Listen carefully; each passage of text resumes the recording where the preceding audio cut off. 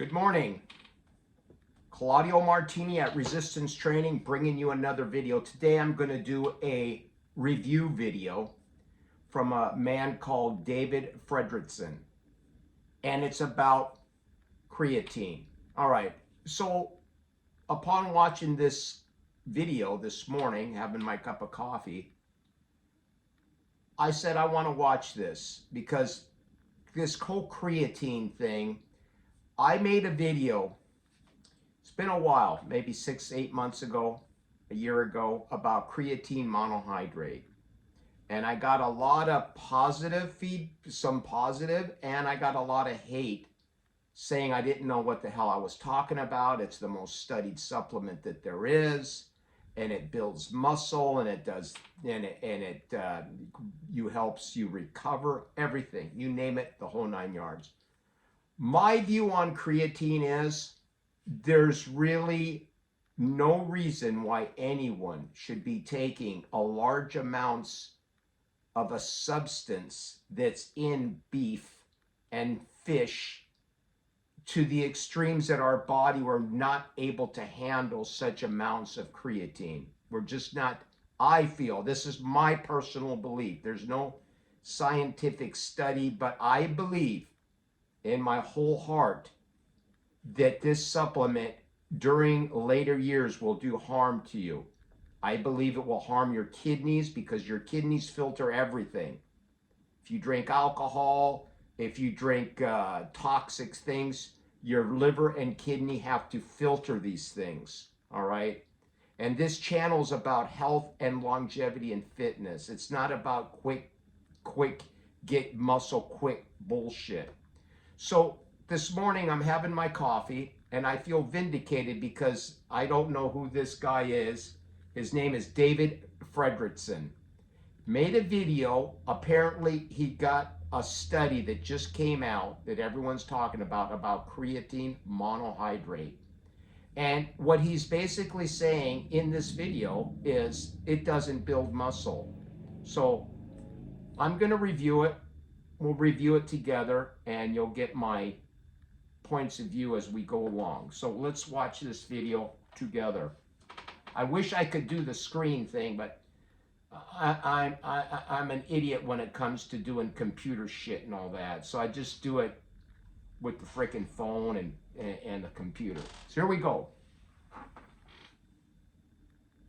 Creatine is one of the most popular supplements in fitness and also one of the most misleading.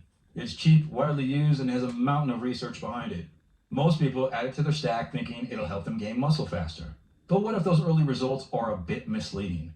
A new 2025 study just gave us a clear view of what creatine actually does and what it doesn't do. The researchers wanted to answer a straightforward question. Does creatine help you build more muscle while you're training? Or does it just look like you're gaining more muscle? They ran a clean 13-week randomized controlled trial with both men and women. One group took 5 grams of creatine monohydrate per day. The other group didn't take anything. And unlike most studies, this one included a 7-day wash-in period. No training during that week, just supplementing with creatine. That allowed the team to isolate what creatine does on its own before lifting even appears in the picture. Then both groups followed a 12-week study, full body or resistance training, 3 sessions per week, all supervised by professionals. After 7 days and that wash-in period, the creatine group already showed a 1.1 pound gain in lean body mass. That's pretty significant, at least until they looked at where those gains came from. It wasn't muscle, it was mostly fluid concentrated in the trunk region of the body. That's the There you go. It wasn't muscle. It was fluid retention. This is what these people are all after. All right, I'm gonna call it out, and it is. They're after this look, this sarcoplasmic look, pumping the muscles with light weights, taking creatine, doing all this bullshit to get the muscles to swell. They're looking for an illusion that will be fleeting. It will go away. After you leave the gym, within hours, you start to deflate again. This is all with creatine. You have to keep taking this substance daily daily to keep you inflated with water. All the creatine does, it shovels water into the cells, making you appear to look bigger than you are from water retention. How the hell good is water retention in the cells? He's going to go on to say that it does facilitate with muscle recovery because you've got water and glycogen being forced into the muscle cells. That's probably true, but what are the risks of doing that? All right, so let's go on. The lower back and the torso area. This is where changes can easily appear to be muscle.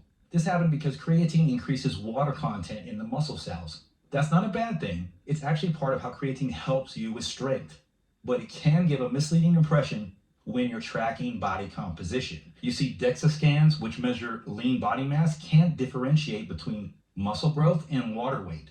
That's why this early gain can be a trap, especially if you're relying on the scale or scans to judge your progress. Basically, it doesn't build muscle. More interesting. Over the 12-week resistance training program, both groups, creatine and non-creatine, gained around 4.4 pounds of lean body mass, but there was no significant difference between them. In other words, creatine did not accelerate muscle growth compared to the lifting alone group. Creatine did not build any more muscle than the regular group working out alongside them in the study. I have been saying this for years. Creatine does not build muscle. Steroids do not build muscle.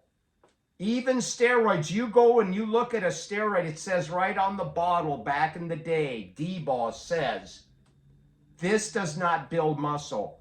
All it does, it facilitates the ability of your body to, steroids will help you turn over protein synthesis faster to build muscle. But the steroid in itself is just it's like a cosmetic aid, okay? But it doesn't build real muscle, because if it were real, the minute you stop injecting the steroids, you should be able to keep it, but you don't. You lose almost all of it.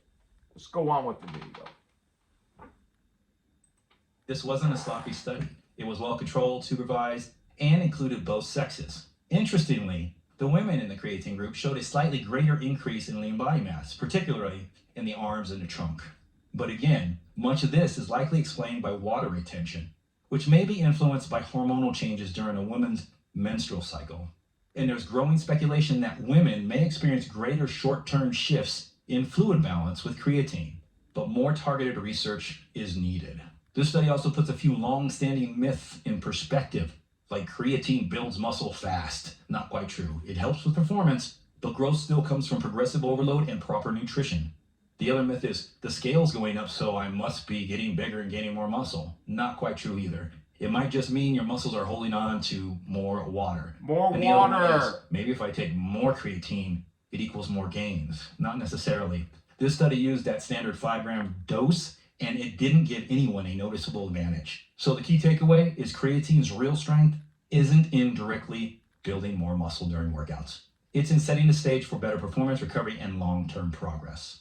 It all starts at the cellular level. Creatine is stored in your muscles as phosphocreatine, which helps regenerate ATP, the energy currency your cells rely on during high-intensity, short burst movements like heavy lifts and sprints. That means you might squeeze out another rep, lift slightly heavier, or recover a little quicker. Over time, those small performance gains can lead to more muscle, but it's indirect. So, what I'm going to say here, I'm not going to go through the whole video, but you can look him up. I'm going to say this. For those small, he just says it can facilitate growth over long periods of time. That growth is so minuscule. To be taking a substance, scoops of this shit every day, all right, in order to get that tiny little bit more, when the reality is that you could change your programming, train in an effective way to build real muscle, okay? Myofibular muscle, true muscle strength, not a fake fake muscle, all right? Not doing 100 push-ups and a bunch of curls real quickly or supersetting all this shit together in order to pump up your tire, pump up the tire, all right? It's ridiculous. So I'm going to say this, and I'm going to say it whether you like it or not. Creatine is garbage, okay? It doesn't belong in your training program. I will go as far as to say if you really want that water retention and you want the glycogen, you would be better off, like Master T says, is eating a bunch of potatoes. He's absolutely right. Why waste your money when you can get potatoes, rice, and carbohydrates? That will do the same thing, but probably better, because we're meant to be eating, we're not meant to, but those are foods that our body will recognize. Creatine is a powder that's made in a lab, okay? It's made in a freaking lab. It's a synthetic bullshit. So why would you put that in your body when you can use just real food? And as I was saying in my previous video, I do not use any protein, whey, none of that. I don't use any of that shit. I use milk. And if you're lactose intolerant, use Fairlife. It's lactose free. It's real freaking food. I know it's been pasteurized, but you know what? I don't have cows running around here. I have to go I can get raw milk, but I got to go way out of my way. So it's just easier. I would rather buy a jug of Fairlife milk, 2% or 1%, and get all my protein from a real animal. It's animal. It's got saturated fat in it. It's got things in it that the body can use. Your body, that creatine filtering through your liver and through your kidneys is garbage. Trust me on this. I mean, again, this is my opinion, but I feel very strongly on it. And I'm going to stick to my guns that I said a year ago. And, I've used creatine. Maybe I tried it once or twice way back. I'm almost 70 years old. Back in the early 90s, late 80s, this stuff came out. Oh, it's a godsend for muscle building. And if you're going to get strong, it was on TV, the news, kids using it, the wrestlers and everyone. Bullshit. Creatine is garbage, all right? I'm going to say it again. You want to use it? That's your business. Go ahead, but I do not personally believe that it's good for you. I got all kinds of weird symptoms. I just didn't like it. It was just disgusting. It's a disgusting thing to take. I use milk. So what I'm going to say is that this study tells it like it is. All you're doing is you're just loading up water. Eat carbohydrates. You want to get big? Eat a bunch of freaking potatoes, mashed potatoes and gravy. Just eat, but you're going to get fat also. So everything has its upside, everything has its downside. But I will say this, potatoes, carbohydrates and starches and rice are going to be a hell of a lot better to eat than this crap. Let's watch this a little bit more. It doesn't show up overnight.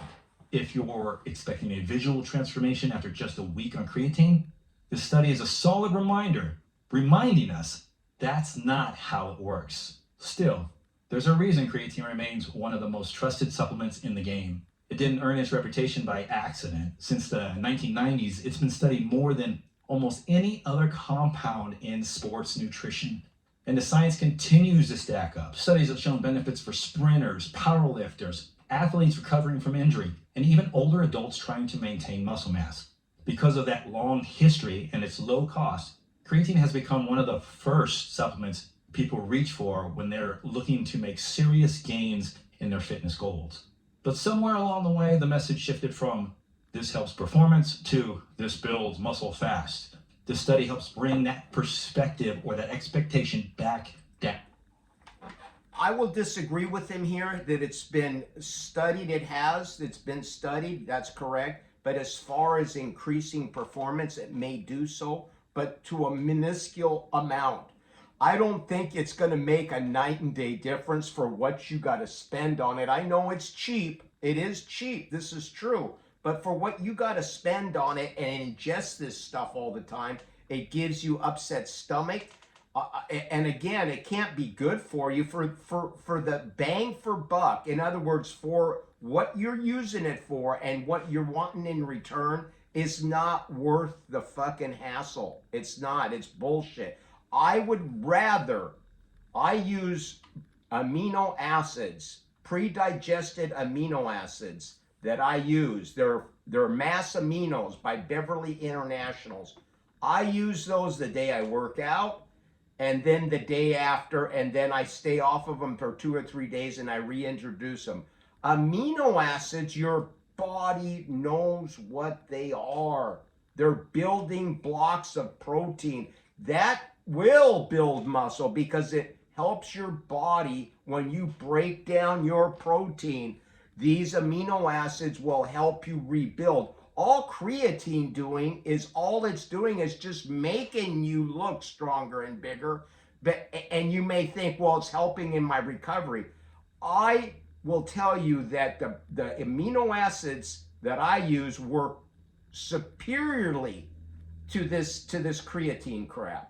Beverly International, they're tabs, all right? They're a little spendy, but I don't mind paying and forking out because to me, they are like a food. They're like eating a steak or eating animal product. So that's my experience. That's my opinion. And I hope you like this video. You can check this guy out. I'll link him into my video here. And you can watch this whole freaking video here. We'll watch another couple of seconds here. To Earth and puts creatine in its proper role. And to really understand that role, it helps to compare it to other popular supplements. We've got whey protein, for example. This directly supports muscle protein synthesis. It gives your body the raw materials to build new tissue.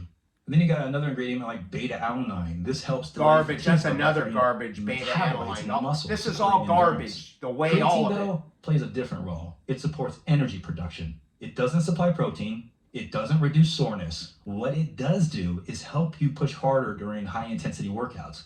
And if you're training and your nutrition is dialed in, that extra effort can add up to real gains over time. And still, a lot of confusion surrounds how to actually use creatine. So let's clear a few common myths up. You have to load creatine. Not true. Loading can saturate your muscles faster. Loading's garbage. 5-gram daily dose works just as what. He's going to get into here how you need to take creatine in order to facilitate the best performance out of creatine. Here's what I'm going to tell you. Don't even take the creatine. All this whey protein, beta-alanine, all these garbage supplements are a bunch of garbage. Eat real freaking food. Eat animal products. Eat low oxalate vegetables.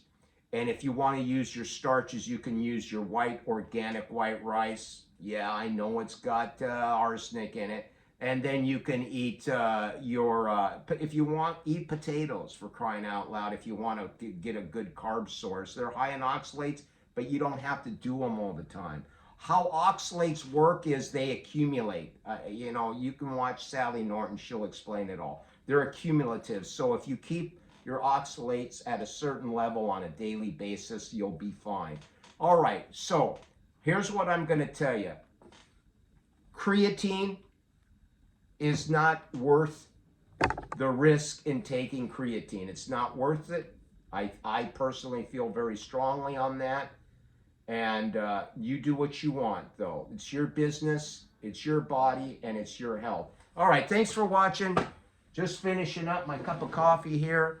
We're going to do a lot of lawn work. I got a lot of grass to mow today, and it looks, I'll tell you, I don't have a sit-down mower, so it's going to be a lot of work going into today. It's a nice day here. It's going to be beautiful, and I'm going to get the day started. So thanks for watching this video. Again, subscribe and like this video.